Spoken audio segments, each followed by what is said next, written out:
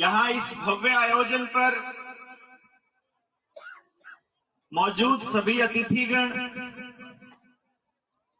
और आप सभी महानुभावों, मेरी माताओं, बहनों, मेरे दोस्तों, बुजुर्गों, सबको मेरा हाथ जोड़कर नमस्ते।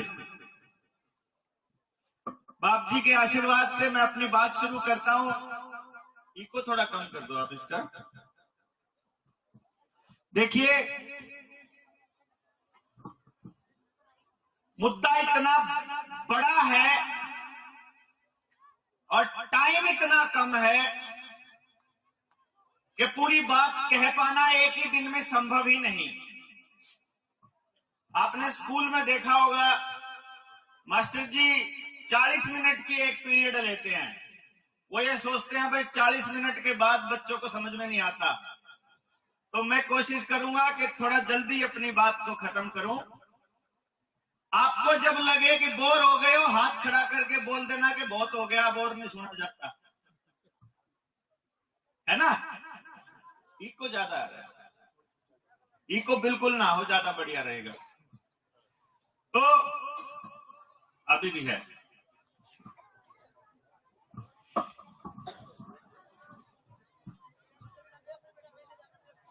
दो साल और 1 महीना आज पूरा हो गया। पूरे देश को एक आदमी ने टेलीविजन पर आकर और पूरे 2 साल टेलीविजन पर एक खास किस्म की बीमारी का डर दिखाकर पूरे भारत के लोगों को घरों में कैद करके रखा हुआ है।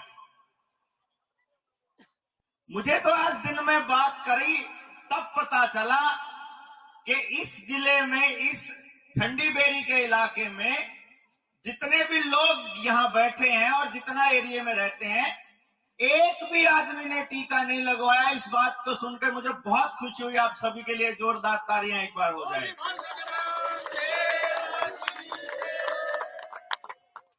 मैं ये सोचा कि यार इतने जागरूक लोग कैसे हो सकते हैं कहीं पर।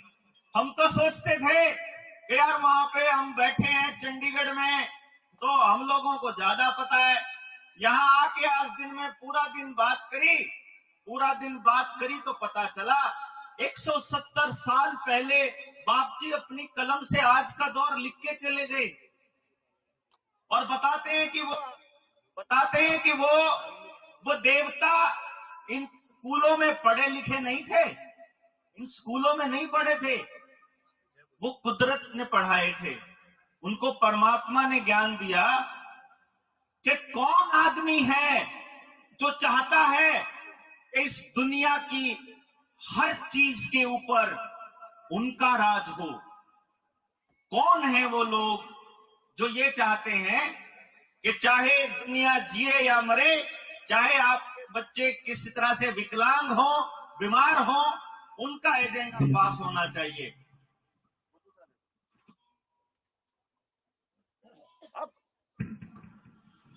अब उस दौर में कोई इंसान इतना लिख सकता है। इको कम करो दोस्तों, इको।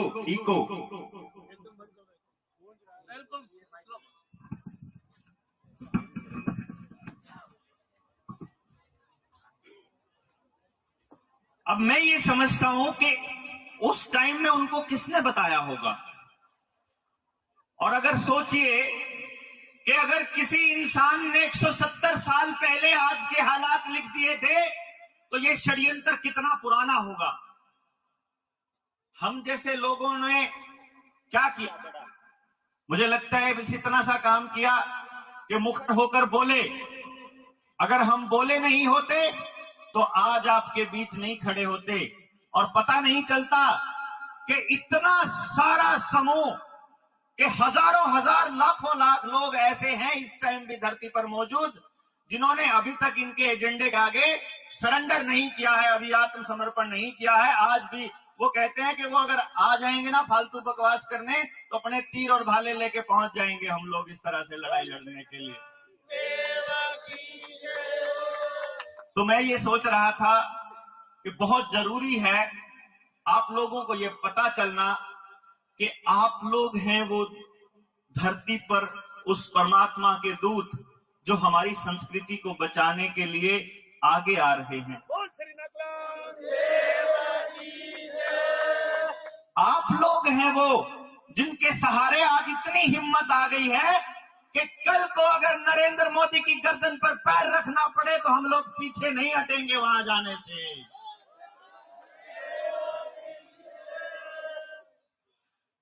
और सच मानिए, मैं ये सोचता था कि भाई ये तो दोबारा लॉकडाउन लगाने की शुरुआत कर दी इन लोगों ने।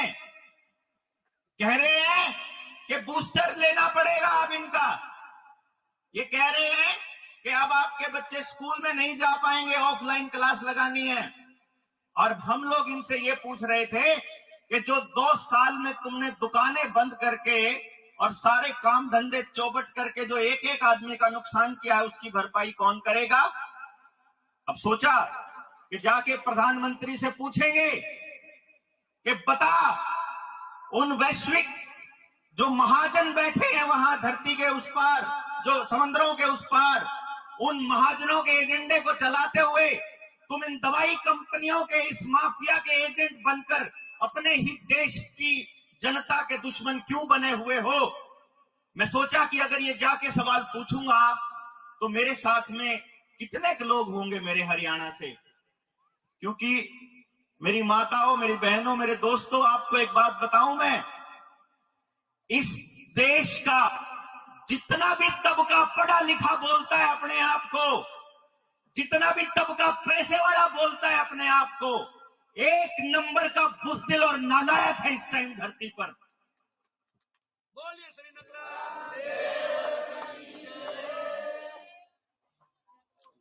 वो इतनी हिम्मत नहीं करता कि कुछ जायज सा सवाल पूछ ले। जायज सवाल कैसे? आप तक टेलीविजन के जरिए खबर आई होगी। मैं पूछता हूं कि भाई कॉमन सेंस कोई चीज होती है, आम आदमी को समझ आ जाए, जो सबको समझ आ जाए, कोई ऐसी बात होती होगी? तो मैं कुछ बातें पूछता हूं उनसे, जिनको हम डॉक्टर कहते हैं, जिनको हम पढ़े लिखे लोग बोलते हैं। मैंने कहा भाई पहली बार ऐसी बीमारी आई है जो पहले बिल गेट्स बताता है, फिर देश का प्रधानमंत्री बताता है, फिर देश के डॉक्टर तीसरे नंबर पे आखिर में आके बताते हैं। पहले वो टेलीविजन पे आती है, फिर वो शहर में आती है, फिर वो गांव में आती है। पहले वो बुजुर्गों में आती है, फिर वो जवानों में आती है, फिर वो बच्चों में आती है। और आजकल तो वो कह रहे हैं कुत्ते, बिल्ली और डंगरों में भी आने लग गई। अखबार पढ़ा हो अगर किसी ने, तो वो ये कहते हैं कि अब तो जानवरों में आने लग गई। अच्छा जी, फिर तो इसका मतलब आप अगर इतना डरा रहे हो तो बीमारी बहुत खतरनाक होगी। बोले हाँ, बहुत खतरनाक है। कि चलो कितने खतरनाक है? तो WHO बोलता है वो इतनी खतरनाक है कि 10 लाख लोगों को हो जाए तो उनमें से 2-3 लोगों की मौत हो सकती है। अच्छा, लेकिन यहां तो हमारे भारत में टीबी जैसी बीमारी है, जो 100 लोगों को हो जाए तो 35 की मौत पक्का होती है। हमारे यहां तो लाखों किसान हर साल आत्महत्या करते हैं कर्जे की वजह से। हमारे यहां तो 3.5 लाख लोग तो सड़क के ऊपर ही मर जाते हैं एक्सीडेंट में साल में। हमारे यहां तो 22 लाख बच्चा सिर्फ दस्त लगने से, गलत इलाज होने से और इलाज ना मिलने की वजह से मर जाता है। तो तुमने उनका इलाज तो नहीं किया। लाखों लोग कैंसर से मर जाते हैं, तुमने उनका इलाज तो नहीं किया। तो तुम इस बीमारी के पीछे क्यों पड़े हो? कहते ये बीमारी ना आप फैला सकते हो। अच्छा, इसकी क्या रोकथाम है? कि तुमको एक गुलामी का पट्टा मुंह के ऊपर बांधना पड़ेगा। हमने कहा उससे रुक जाएगी? कहते ना, रुक नहीं सकती। फिर उससे ना ज्यादा नहीं फैलेगी। अच्छा, और कोई इलाज? कहता हाँ, घरों में रहो। कि घरों में रहने से रुक जाएगी? कहते नहीं। तो फिर? कहते इतनी ज्यादा नहीं फैलेगी। फिर कहते कि अच्छा और कोई इलाज? कि ना एक सुई लगवानी पड़ेगी। अच्छा उससे रुक जाएगी? कहते हैं ना, रुकेगी तो नहीं, फिर भी पॉजिटिव आ सकता है। कहता हाँ, फिर भी आ सकता है। अच्छा लगवाए वाला भी पॉजिटिव आ सकता है, बिना लगवाए वाला भी पॉजिटिव आ सकता है, फिर क्या फर्क है? कहते उतना ज्यादा पॉजिटिव नहीं आएगा। अच्छा फिर उससे कुछ नुकसान हो सकता है? कि हाँ भाई हो सकता है, क्योंकि कंपनियां कहती हैं कि उससे तो नपुंसकता भी आ जाती है, बच्चे पैदा भी नहीं कर पाएगा, उससे तो आने वाले टाइम में नुकसान हो सकता है, मृत्यु भी हो सकती है, लकवा भी मार सकता है शरीर में। अच्छा फिर ऐसी बात है, तो फिर जब मर सकता है तो फिर सरकार उसका कुछ मतलब इंतजाम करेगी? बोला ना, सरकार नहीं इंतजाम करेगी। क्यों भाई? क्योंकि वॉलंटरी है, चाहे लो चाहे ना लो, मर्जी है। अच्छा चल ठीक है, फिर मैं नहीं लेता। कहते ठीक है, तू नहीं लेगा तो तेरे को राशन नहीं मिलेगा, तेरे को बच्चे को स्कूल में नहीं जाने देंगे, तुझे तनख्वाह नहीं मिलेगी, तुझे पेंशन नहीं मिलेगी, तेरा कोई काम नहीं होगा। यार अच्छी कमाल की बात कर रहा है, एक तो कह रहा है कि मर्जी है तेरी ले या ना ले, फिर ऊपर से मेरे काम रोकता है। अच्छा चल मान ले मैंने ले ली, तो मैं मर सकता हूं? बोला हाँ मर सकता है। अच्छा मैं तब भी मर सकता हूं, मैं ना लूं तो भी मर सकता हूं, फिर क्या फर्क है? तो बोलता इतनी बुरी तरह से नहीं मरेगा। मतलब वो ऐसा पागल बनाते हैं क्या, हमारे में अकल ही नहीं है जैसे। और पढ़े लिखे लोग, शहरों के पढ़े लिखे लोग जो अपने आप को पढ़ा लिखा बोलते हैं, वो अपने छोटे छोटे बच्चों के मुंह बंद करके रखते हैं। देखा, इतने बेवकूफ हो गए इस देश के लोग, इतने लालची हो गए।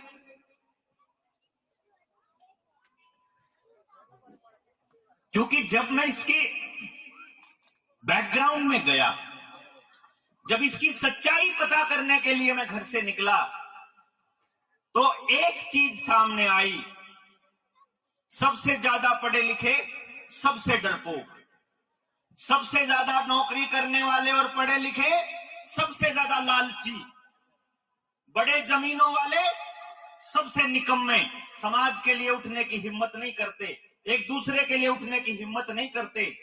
मैं तो पूरा दिन से इतना हैरान हूं कि समाज के किसी काम में इतने सारे लोग अपने परिवार सहित आ सकते हैं। मैं तो ऐसा पहली बार देख रहा हूं, और आपके इस डेडिकेशन को, आपके इस समर्पण को मेरा शत शत नमन है, मैं शत शत नमन करता हूं।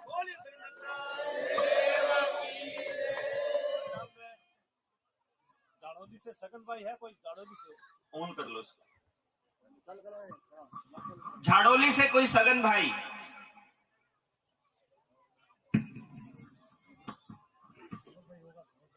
नहीं है, नहीं।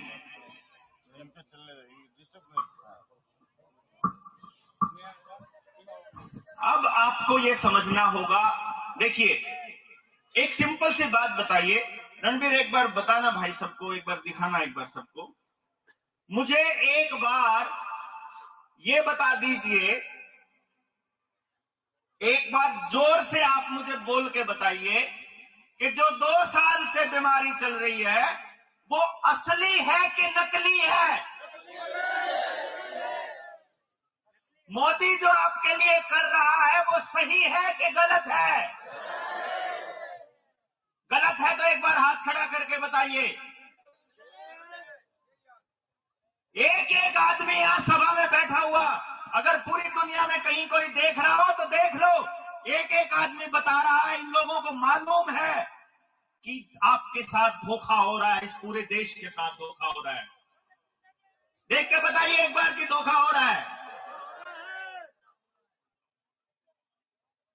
अब जब इतने सारे बड़े देश के साथ धोखा हो रहा है तो फिर इसको बचाएगा कौन? ये बहुत बड़ा सवाल है। क्योंकि जब मैं इस पे बोलने लगा था, तो मैं जब हिस्ट्री में गया तो मैंने देखा कि जिस भी आदमी ने अपना देश बचाने के लिए उन साहूकारों के खिलाफ, उन बड़े लोगों के खिलाफ, जो ये इस धंधा जो पूरे देश की संपत्ति को काबू करने के लिए चला रखा है, जो भी आदमी इनके खिलाफ बोला, उन्होंने या तो उसको खरीद लिया या उन्होंने उसको रास्ते से हटा दिया। जॉन एफ कैनेडी राष्ट्रपति होते हुए, अमेरिका राष्ट्रपति होते हुए उसको गोली मार दी गई। हमारे देश के प्रधानमंत्री लाल बहादुर शास्त्री उनकी मौत का आज तक पता नहीं चला। बाबा रामदेव एक बार बोला था रोथस्चाइल्ड, रॉकफेलर, बिल गेट्स वगैरह का नाम लेके, याद होगा आपको रामदेव आंदोलन। उसी दिन सलवार पहन के दौड़ लिया था। उसके बाद उससे पहले भाई राजीव दीक्षित जी एक एक चीज सच सच बता दी थी जो आज के दौर में हो रहा है। उस वक्त 2008-2009 में उनकी मौत का आज तक पता नहीं चला। हमने सोचा हमको पता तो चल गया, अब बोलेंगे तो वो लोग रास्ते से हटाएंगे, और नहीं बोलेंगे तो अपने देश के लोगों को अपनी आंखों के सामने मरते हुए तो नहीं देख सकते भाई, तो घर से तो निकलना पड़ेगा। घर वालों ने कहा तुम्हें क्या जरूरत पड़ी है, तुमने क्या देश का ठेका ले रखा है, इतना देश है 135 करोड़ के लोग, वो तो नहीं बोलते। ठीक है, वो नहीं बोलते, हो सकता है उनको समझ में नहीं आई हो सकता है कि पता नहीं क्या कारण रहे हो, लेकिन अगर मुझे समझ में आ गई है, मैं तो चुप नहीं रह सकता, मैं तो बोलूंगा। अब आप सोचिए एक परिवार वाले आदमी के लिए बोलना कितना मुश्किल होता है, जब घर वालों को 24 घंटे डर लगा रहता है कि पता नहीं आज सुबह गया है तो शाम को आएगा कि नहीं। पिछले साल मेरे बच्चे मेरे साथ महाराष्ट्र चले गए। महाराष्ट्र और मध्य प्रदेश के बहुत से लोगों से साथ गांव में बैठ के जब बात करी, उन्होंने भी वो भाषण सुन लिए। उनको भी पता चल गया कि उनके साथ कितना बड़ा धोखा हो रहा है, उनको भी पता चल गया कि आने वाले बच्चे की जिंदगी कितने खतरे में है। उसी दिन मेरी घरवाली ने तो बोल दिया कि मैं तो आजाद करती हूं तुझे इस देश के लिए, जा बचा ले अपने देश के लोगों को, जो बचाया जाए।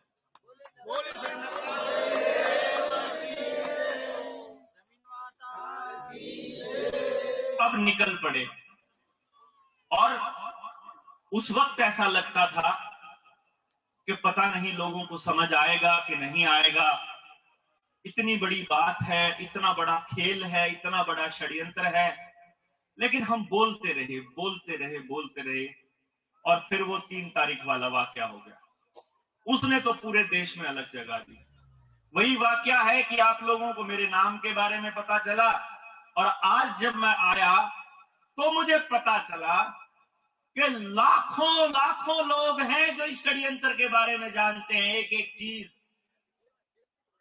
जिनके बाप जी बहुत पहले बता के चले गए थे कि ये दौर आएगा और उस वक्त के लिए तुमको तैयार होना है। और मुझे आज देखकर सच्ची में मेरा दिल इतना खुश हो गया कि इतने सारे भाई बहन मेरे साथ हैं, अब घबराने की जरूरत नहीं है मुझे।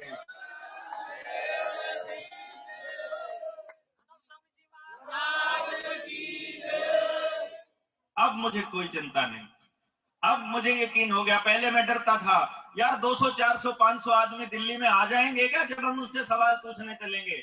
अब मुझे पूरा यकीन है कि लाखों लोग वहां खड़े होंगे, मेरे साथ होंगे खड़े।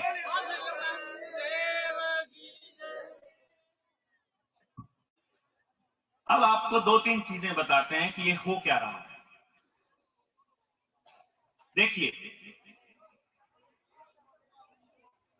आप लोग सारे कुदरत के साथ जुड़े हुए लोग हैं, जमीन माता के साथ जुड़े हुए लोग हैं, जमीन के साथ जुड़े हैं, मिट्टी के साथ जुड़े हैं, पानी के साथ, पहाड़ के साथ, पेड़ों के साथ, अपने पशु पक्षियों के साथ जुड़े लोग हैं, जो कभी किसी का बुरा नहीं करते। ये मुझे मालूम है।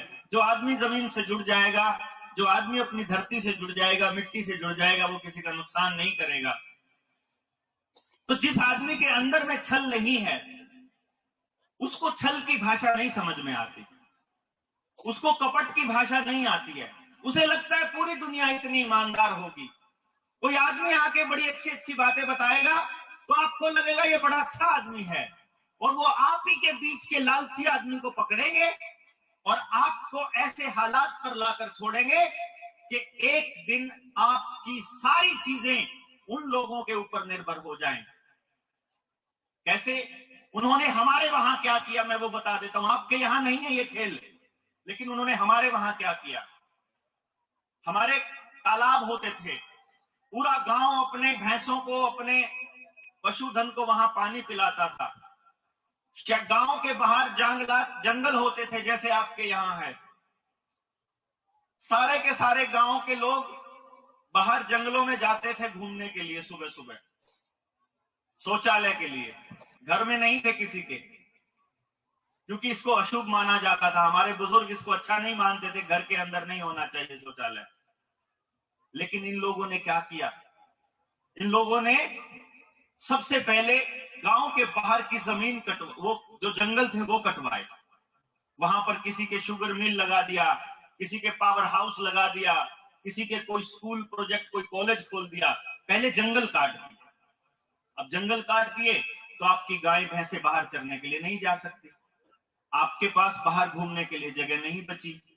अगर हम बाहर घूमने जाते हैं, सुबह जल्दी जाएंगे अंधेरे के चक्कर में तो जल्दी उठेंगे, भोर में उठेंगे तो हमारे शरीर का तापमान हमेशा सूरज के साथ और पूरी धरती के तापमान के साथ गर्म होगा। हम जिंदगी में कभी बीमार नहीं पड़ेंगे, हमारा कोई खर्चा नहीं होगा। उन्होंने अब क्या किया, घरों के अंदर टॉयलेट बना दिया। अब टॉयलेट बना दिया, उसकी शीट भी लेकर के आए, उसके लिए अलग से ईंटें भी लगनी है, उसके लिए फिर नई बाल्टी भी आएगी, नया मग्गा भी आएगा, उसके लिए हार्पिक भी आएगा, उसके लिए ब्रश भी आएगी साफ करने वाली, फिर उसमें सुगंध करने वाला वो लटकाने वाला भी आएगा, और वो हर 10 दिन में 15 दिन में आपको महीने में बदलना पड़ेगा। कितना खर्चा हर घर के साथ बांध दिया। हम पेड़ बचाते थे तो दातुन करते थे, दातुन उठा के करी तो हमारा जो शरीर है वो सही रहेगा। सुबह सुबह अगर हमारा पहला टेस्ट कड़वा हो जाए हमारा मुंह का, नीम या अगर हम कीकर वगैरह की दातुन करते हैं तो हमारा शरीर के पाचन शक्ति का भी खराब नहीं होगी। इन्होंने क्या किया, आपको मीठा टूथपेस्ट दे दिया, है ना। अब जब वो आप खाओगे वो पेट के अंदर जाएगा, आने वाले टाइम में आपको बड़ी बड़ी बीमारियां होंगी तो फिर इन कंपनियों के पास पैसा जाएगा। समझे, एक एक चीज के ऊपर काम किया। जोहड़ खत्म करने के लिए वो जो टॉयलेट के खड़े थे उसका पानी बाहर निकाल दिया, सारा कबाड़ सारा गंदा पानी वहां जाने लगा। तो एक टाइम ऐसा आया कि वो जोहड़ का पानी हमारी भैंसों के लिए पीने लायक नहीं बचा।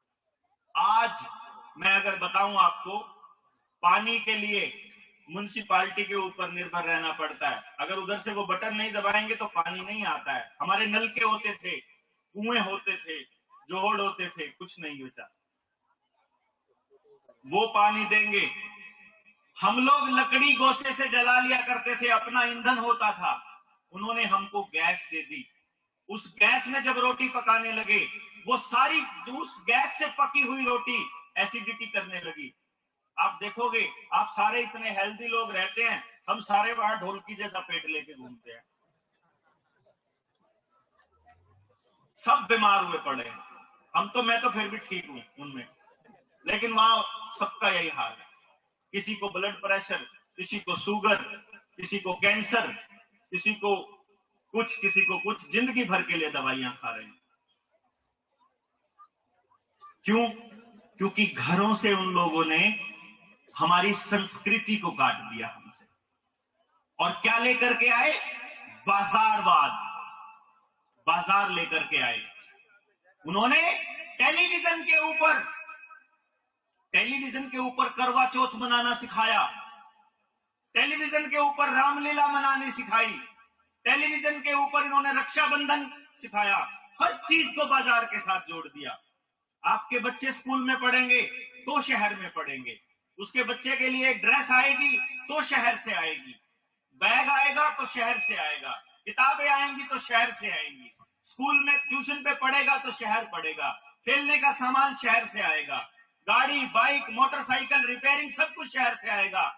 तो गांव का आदमी अपने नहू और पसीने खून पसीने की कमाई कमा कमा के शहर को देता रहेगा, और वो शहर एक दिन वो सारा पैसा फिर विदेश भेज देगा उन्हीं महाजनों के पास, जिनके षड्यंत्र के बारे में बाप जी बता के गए, जिस षड्यंत्र के तहत ये सुई आपको लगाई जा रही है। आपके घर से सोना चांदी लोहा पैसा सब कुछ खींच के शहर ले दिया जाएगा, क्योंकि आपके भाईचारे को तोड़ दिया जाएगा। आपका भाईचारा बचा हुआ है, आप लोग बैठे हुए हैं।